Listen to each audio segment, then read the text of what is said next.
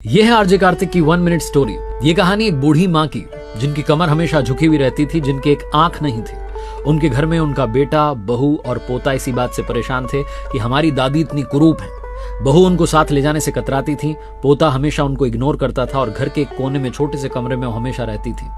एक दिन उनके देवर जब आए देखने के लिए कि भाभी कैसी हैं, तो पता चला कि भाभी माँ को बुखार है और घर में कोई देखने वाला नहीं है।